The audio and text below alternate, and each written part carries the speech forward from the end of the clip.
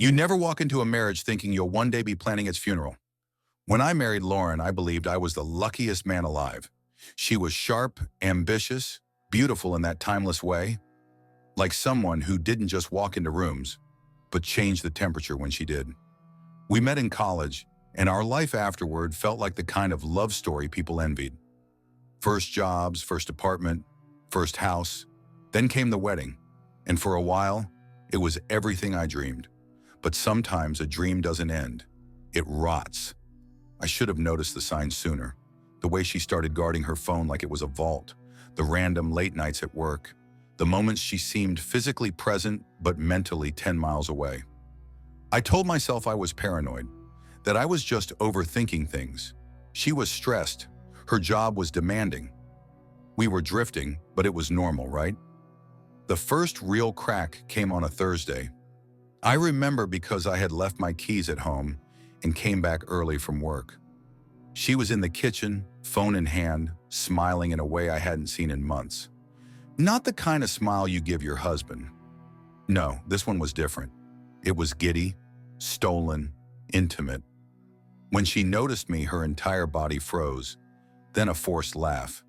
"Just texting Claire from work," she said, setting the phone down like it had burned her. Claire. Right. I didn't say anything that day.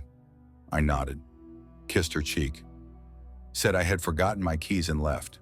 But something in me had shifted, something fundamental. I started watching. She began making more excuses to leave the house. Book club, gym, a new committee at work. All the while, her phone never left her side. She had a second passcode now. Her notifications were off. Every time I entered the room, she turned the screen down.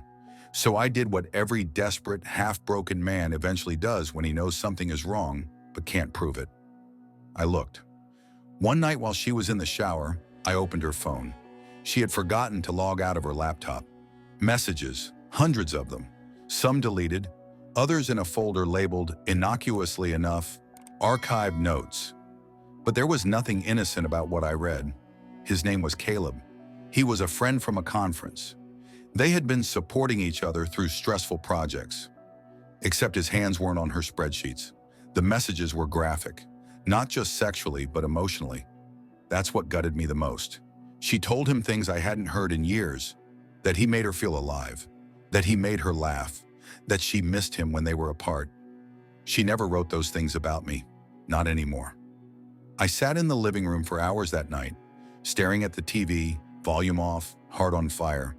She came out of the shower in her robe, humming like nothing in the world was broken. I didn't say a word. Not that night, not the next. Because the truth is, I didn't want to confront her, not yet. I wanted her to sink deeper. I wanted her to get comfortable in the lie. Because the more she believed she had fooled me, the more complete the fall would be when it came. So I played the role, the loving husband. I made her coffee in the mornings. I smiled when she spoke. I told her she looked beautiful, and every time I did, she smiled back like she was still the woman I married. But I wasn't smiling because I believed in us. I was smiling because I knew what she was hiding. Over the next few weeks, I gathered everything. Screenshots, emails, call logs, dates, places. There was even a hotel receipt. Room 407. 2 nights while I was out of town for work. She hadn't even bothered to cover her tracks. I hired a private investigator, not because I needed more proof, but because I needed it to be undeniable. I wanted her betrayal to be so exposed, it was so painfully clear that even she couldn't deny it. The photos came in a manila envelope. Caleb and Lauren, laughing outside a restaurant, walking hand in hand, kissing in the car, and then entering that hotel. It wasn't a mistake, it was a decision, over and over again. People like to say that revenge is petty, that it's a poison you drink hoping the other person will die. Maybe they're right, but I wasn't interested in watching Lauren suffer for a moment. I wanted her to lose everything slowly. I wanted the world to see the woman I now saw, not the polished professional, not the loyal wife, but the fraud. That night, as she slept beside me, completely unaware of the collapse I was about to unleash, I stared at the ceiling and whispered to myself, "You have no idea who you married," and neither did she. Not anymore. They say the truth will set you free, but they never mention what it does to the one it exposes. Lauren didn't know she was living on borrowed time. She went about her days smiling, texting, making dinner, pretending like she hadn't rewritten our vows in secret with another man. And I played the part. I kissed her goodnight. I asked about her day. I even laughed at her stories, all while holding the truth like a loaded gun behind my back. But this wasn't going to be a crime of passion. It would be a masterpiece of restraint. I wanted her to unravel, publicly, piece by piece. I started with her friends, not mine. Heron, the ones she bragged to, drank wine with, told stories to while I washed dishes in the background. I knew them well, better than she thought. So I invited her best friend Natalie over for dinner. Lauren was surprised but smiled like it was sweet of me. She wore that green dress she knew I liked, played the perfect host. The wine flowed, stories were told, old memories revisited. Then Natalie used the bathroom, and I joined her there. I didn't say a word, just handed her my phone. Opened to one photo, Lauren and Caleb, together, smiling, intimate. Natalie stared, then blinked. Her hands trembled. "I don't understand," she whispered. "You don't have to," I replied. "Just know that everything Lauren's told you for the past year has been a lie." She left shortly after that. Did she tell Lauren? Maybe. But the next time I saw her, she wouldn't meet my wife's eyes. And that was step one. Next came her job. Lauren worked in PR. Image was everything. She often said reputation was currency. So I hit where it would hurt most, the illusion of perfection. A week later, I sent an anonymous tip to her company's HR department. Not about the affair directly. That would have been too crude. Instead, I sent a series of concerned emails suggesting inappropriate relationships during client travel, potential misuse of expense accounts, and blurred ethical boundaries. Nothing illegal, but enough to warrant an internal review, enough to get people whispering. She came home that Friday, pale and quiet. "They've opened an audit," she said. "It's routine. Some client filed a weird complaint. I don't even know who." I nodded. "I'm sure it'll blow over." But it wouldn't, because truth, especially when weaponized, sticks. I moved on to her family. Her parents adored me. Her sister called me the only decent man she ever dated. So when I accidentally left a few printed emails on their dining room table during a family visit, well, let's just say they asked Lauren some very uncomfortable questions. She didn't know how they found out. She cried in the car that night, said nothing made sense. And still, I said nothing. Because now the world was doing the heavy lifting for me. She was unraveling, not because I screamed, but because I didn't. Then came the confrontation. It wasn't planned. Not really, it just happened. She had been crying more often, snapping over small things. She accused me of being distant, cold. One night over dinner, she looked up and asked, "Do you still love me?" I set my fork down. "Did you ever love me?" I asked calmly. She blinked. "Because you gave someone else the parts of you I spent years trying to protect. You shared things with him that I begged to hear, and you let me sleep beside you while you lied with your eyes open." Her mouth opened, then closed. "I saw the messages, Lauren. I saw everything. The photos, the hotel, the words you saved for him." She started to speak, but I raised my hand. "I don't want excuses. I don't want apologies. I just want you to understand something." I leaned forward, voice low. "You didn't just cheat on me. You dismantled every version of yourself that I ever believed in, and I will not fix it for you." She didn't scream. She didn't beg. She just sat there, small, diminished. And in that silence, something changed. The woman who had walked through life so sure of her place, so loved, so admired, was now a ghost in her own home. I didn't throw her out. I didn't need to, because shame is a better exile than rage ever will be. And this was only the beginning. It didn't happen all at once. You don't watch someone fall apart in a single day. It's slower than that, more surgical. You watch the fraying edges, the careful unraveling of the mask, the way someone who was once admired begins to flinch in social spaces, like everyone knows. And they do, because I made sure of it. Lauren's world had always been curated. A polished circle of brunches, charity events, gym classes, and dinner parties with people who smiled too hard and cared too little. Everything she did, everything she posted, everything she said, it was all part of a carefully arranged image. And now that image was cracking. Her friends stopped inviting her. Slowly, then all at once. First it was small things. Group texts where she wasn't included. Casual dinners she heard about after they happened. Then it was more obvious. Messages left on read, brunches without her, forced smiles when she walked into rooms that used to feel like home. One night she sat on the couch scrolling through her phone, her face blank. "They didn't even tag me," she muttered. "It's like I'm invisible." I didn't respond, just watched as the light dimmed behind her eyes. At work, things worsened. The HR audit turned into a formal inquiry. She was asked to work remotely until further notice. She spent most days pacing in our kitchen, sending emails, calling co-workers, trying to hold on to a job that was already gone. "They're saying I violated protocol," she told me. "They think I had some sort of relationship with a client." I raised my eyebrows. "Did you?" She looked at me wounded. "Of course not." Lie number one, right there. Then came the board meeting. She begged them to let her speak, defend herself. They allowed it, barely. But it didn't matter. Her reputation had already rotted from the inside. There was no salvaging it. Her family grew cold. Her parents stopped calling. Her sister's birthday came and went with no invitation, no text, no apology. She asked me once if I'd said anything to them. I said I hadn't. Technically, that was true. I hadn't said anything. I had simply left the right truths where they'd find them. I watched as she became a stranger to them, not because they knew what she'd done, but because she wasn't the daughter they thought she was. And still, she clung to her version of control.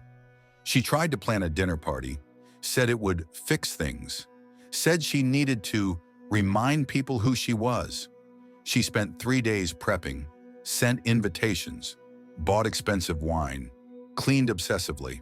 The night arrived, and no one came. She kept glancing at the clock. The candles burned low. The food cooled on the plates. Her hand trembled when she poured herself another glass of wine. At midnight, she cleared the table alone. Didn't say a word. I offered to help. She shook her head, and in that moment, something broke in her, but not loudly, not violently. It broke like glass inside a velvet box. Sharp, quiet, final. I could have stopped it. At any point, I could have taken her aside, sat her down, told her what I knew, how I knew it, what I had done, and why. I could have given her the dignity of knowing, but she hadn't given me that. So I let her drown in confusion, let her grasp for explanations that never came, let her believe that maybe the universe was just cruel to her, and not that she had sown every thorn now blooming in her life. People noticed. Our neighbors whispered when she passed. The barista at her favorite cafe no longer smiled. Even the mailman, a man who once joked with her every morning, now nodded and moved on. It wasn't that they knew everything. It was that they knew enough to treat her like a cracked statue in a church. Beautiful once, revered once, now only pitied. And what about Caleb? He was gone, vanished from her life like a ghost before the reckoning began. She called him, left messages, sent emails, no response. I never touched him, never needed to. Some men run at the first sign of consequence, and I had made sure consequences loom like storm clouds. One night I heard her sobbing in the hallway, his name slipping between broken breaths. "Why won't he talk to me?" she whispered. I almost felt sorry for her. Almost. But then I remembered the messages, the way she said he made her feel alive, the way she said she missed him. And I remembered the version of me she slowly erased. Day by day, touch by touch, lie by lie. Number, I didn't feel sorry. She started staying in bed longer, stopped wearing makeup, stopped trying.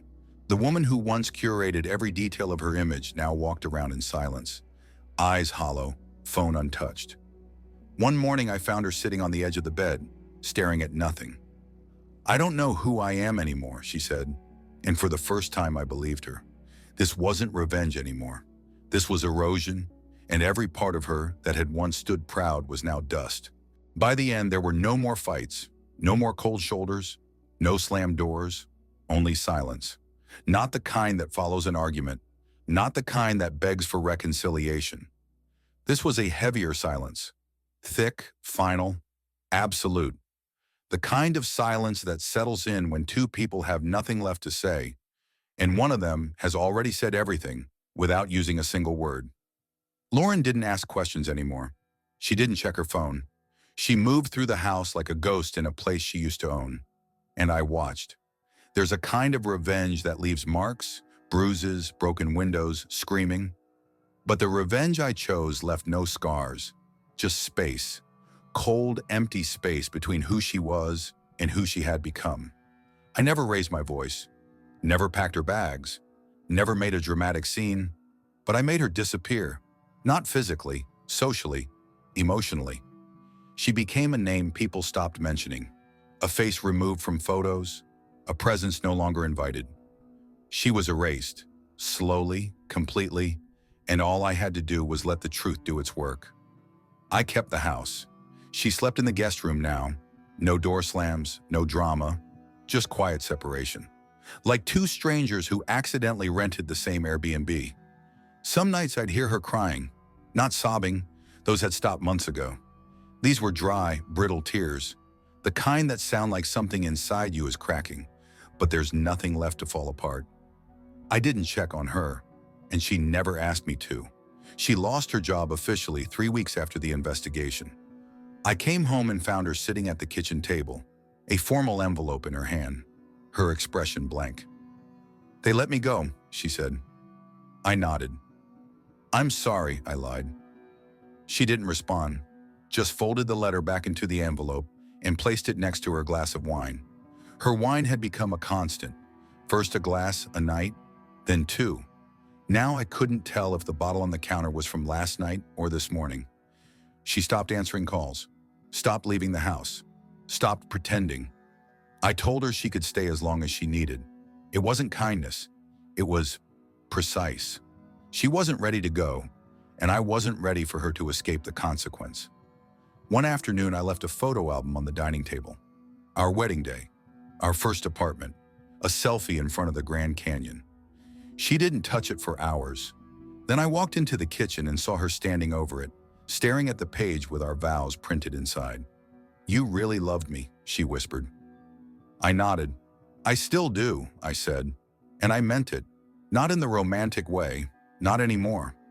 I loved her like you love a grave you visit once a year, with memory, with distance, with nothing left to give. I never told anyone what she did, not directly. No long confessions, no revenge posts, no grand announcements, just quiet redirection, just truth, placed gently where it needed to be found. People drew their own conclusions. They always do. But they were never wrong. One day she asked me, "Why didn't you leave?" I looked at her for a long time before answering. Because leaving would have ended it, and I wasn't ready to give you closure. She blinked. "I needed you to understand what it feels like to be forgotten in the place where you were once adored." Weeks passed, then months. Her things began to disappear from the house, piece by piece. Books, clothes, perfume bottles. I didn't ask where they were going. I didn't need to. It was ending the only way it could, quietly, like it began. One morning she wasn't there. No note, no goodbye. Just an empty guest bed in a silence that somehow felt softer than before. And I stood in the doorway for a long time, just breathing. Not relieved, not proud, just still. I didn't chase her, didn't call. She had become a chapter in a book I would never reread. And yet there were times, late at night, when I'd wonder if she ever thought about me, about us, about what she destroyed. Sometimes I'd imagine her somewhere quiet, a small apartment, a bookstore job, a life where no one knew her name. Maybe she was rebuilding. Maybe she wasn't. It didn't matter anymore. This was never about breaking her. It was about letting her see what she broke. And when she finally looked, really looked, there was no one left but her, alone, accountable, undone. Because in the end, silence wasn't just what I gave her. It was what she earned. A quiet collapse. No one sees coming. Infidelity doesn't always begin in a bed. Sometimes it begins in a glance. Sometimes in an unfinished sentence. But often it begins in silence. The kind that replaces "I love you" with "I'm fine." Being cheated on, it's a heavy word. But its meaning stretches far beyond language. Because when someone is betrayed, they don't just lose a partner. They lose their sense of identity, their trust in the world, their time, and worst of all, their belief in themselves. Being betrayed is not just a loss, it's a collapse, a silent earthquake. From the outside, everything may look intact, but on the inside, it's ruins. You ask yourself, was I not enough? What did I do wrong? How did I not see it? What was I holding on to while they were letting go? These questions don't really seek answers, because the answers are already known, but the pain of saying them aloud is unbearable. Infidelity is not like a slap. A slap stings once, then it fades. But betrayal? It poisons slowly, quietly, and the real pain doesn't hit until you realize how long it's been inside you. When your partner chooses someone else, it's not just about physical touch. It's about emotional abandonment. It's a denial of your shared past, of every little moment you thought meant something. That's what hurts the most. The laughter you shared, the tears you wiped, the hands you held, all dismissed for a moment they didn't even protect. Being cheated on changes you. Trust never returns the same way. Your voice changes. The way you look at people changes. Even your heartbeat feels different. What was once we becomes me, and that me no longer recognizes the reflection in the mirror. You start questioning your own worth through someone else's betrayal. Ironically, the cheater doesn't always leave. Sometimes they stay. And that's the most dangerous kind of pain. Because now you don't just carry the betrayal. You carry the daily reminders of it.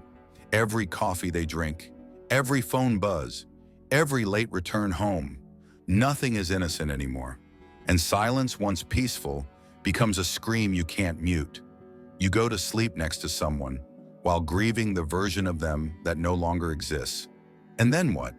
Then comes the urge to rebuild, but the ashes still burn. Acceptance takes time. Forgiveness, maybe, but forgetting, never. Because when you're betrayed, you don't just remember what happened, you carry it. It walks beside you in every new trust, every new touch. It shadows your future with echoes of the past. But here's the turning point. You can either be destroyed by the betrayal, or you can let it fall off your shoulders like the weight that was never yours to carry. If you're reading this and you've been betrayed, hear me. It wasn't your weakness. It was their character. You gave honesty and received lies in return. That is not your shame. Don't forget your worth. Don't forget your light. Because the most powerful revenge is not in breaking them. It's in rebuilding yourself.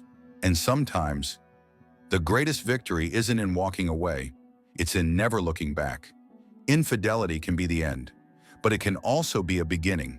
A chance to rise from the wreckage, wiser, stronger, and finally in love with yourself. Forgive yourself, then stay loyal to you.